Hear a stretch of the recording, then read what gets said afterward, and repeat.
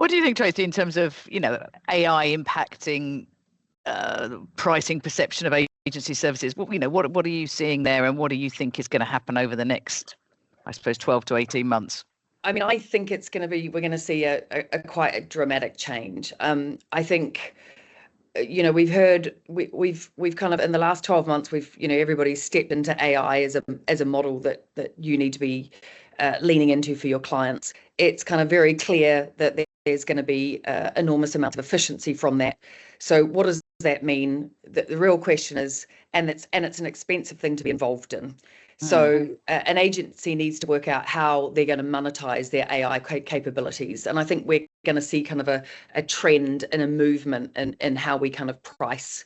And I think it starts off with, AI as a kind of a solution enhancer for the agency. So you've got, the tools that are accelerating tasks and reducing billable hours. So that's hence why you need to be moving to kind of outputs and other ways of kind of working.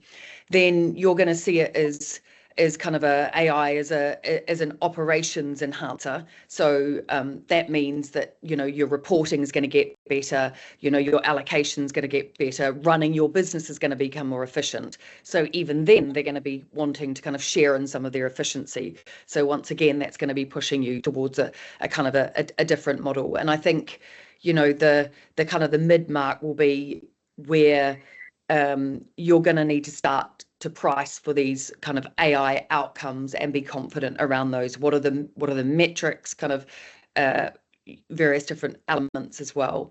But ultimately, I genuinely believe quite quickly we will be, or should be, in agency AI package products, where you talk about what it is that you're delivering, you talk about that special sauce that you're moving. I mean, we saw Sir Martin Sorrell come out and say that, all of S4 Capital is moving to outputs as opposed to time. And I think that was only a couple of weeks ago. And RGA announced even at the start of last week that they are certainly moving to kind of packaged products for all of their services around wrapped in AI. And then the final step, I kind of believe will be, I run a platform, a SaaS platform, so software as a service, and I actually believe agencies will be delivering AI as a service around kind of innovation. There'll be fees around that wrapped up with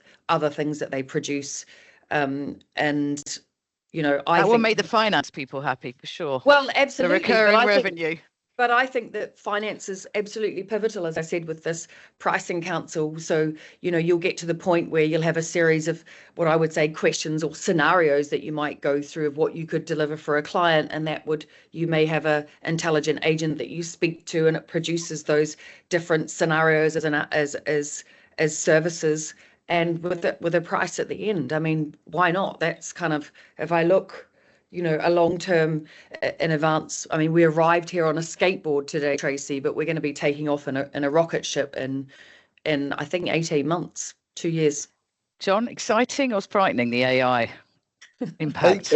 Just in terms of what Tracey was saying, that immediately becomes scalable, right? Which is obviously a game changer. No, I think excited and concerned in equal measure, in truth. This is a huge opportunity for us. But it's not going to be without its challenges and complications. So very excited for the future, but I'd be lying if I said there wasn't some concern as well.